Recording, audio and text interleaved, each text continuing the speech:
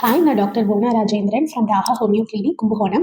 அடுத்த உடனே இருமல் வருது. பர்டிகுலராக வந்து ரைட் சைட் பொசிஷனில் படுக்கிறதுனாலையோ இல்லை லெஃப்ட் சைட் பொசிஷனில் படுக்கும்போதோ இல்லை ஃப்ளாட்டாக படுக்கும்போதோ உங்களுக்கு இருமல் வருதுன்னா இந்த வீடியோவை நீங்கள் ஃபுல்லாக பாருங்கள். இந்த கண்டிஷனுக்கு மெயினான ரீசன்ஸ் என்னென்னு பார்த்தோன்னா போஸ்ட் நேசல் ட்ரிப் அப்படின்னு நம்ம சொல்லுவோம். ஸோ போஸ்ட் நேசல் ட்ரிப்ன்றது மியூக்கஸ் பேக்வேர்டாக வந்து த்ரோட்டில் கலெக்ட் ஆகுறதுனால காஃப் வந்து இன்டியூஸ் ஆகும்.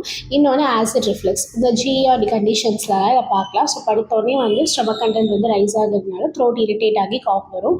தென் எனி ரெஸ்பிரேட்டரி டிசீஸ் இருக்குது அப்படின்னா ஆஸ்மாட்டிக் கண்டிஷன் எக்ஸாம்பிளுக்கு சொல்லணும்னா அவங்களுக்கு இந்த மாதிரி படுத்தோன்னே இருமல் வர்றது ரொம்ப காமனான ஒரு சிம்டமாக இருக்கும். லேட் நைட் மீல் சாப்பிட்றவங்களுக்கு, தென் என்லார்ஜ்டு டான்சல்ஸோ இல்லை அடினாய்ட்ஸ் கண்டிஷன்லாம் குழந்தைங்களுக்கு இருக்குது அப்படின்னா அவங்களுக்குலாம் படுத்தோன்னே இருமல் வந்து இன்டியூஸ் ஆகும். ரெஸ்பிரேட்டரி சிஸ்டம்லேயும் ஒரு டைஜஸ்டிவ் சிஸ்டம்லேயும் ஒரு இம்பேலன்ஸ் ஏற்படுறதுனால தான் இந்த காஃப் வந்து படுத்தாலே வருதுன்றது.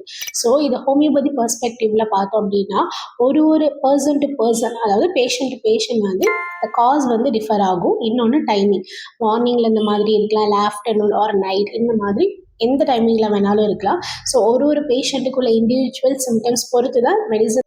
ஸோ இந்த மெடிசன்ஸ் எடுத்துக்கிறதுனால காஃப் மட்டும் ரிலீஃப் இருக்காது, அந்த காஸ்ல இருந்துமே உங்களுக்கு கம்ப்ளீட்டான ரிலீஃப் இருக்கும். அண்ட் ஸ்லீப்போட குவாலிட்டி இன்க்ரீஸ் பண்ணும். சின்னவங்கலேருந்து நீங்கள் பெரியவங்க வரைக்குமே வந்து வித் நோ சைட் எஃபெக்ட்ஸ் நீங்கள் எடுத்துக்கலாம்.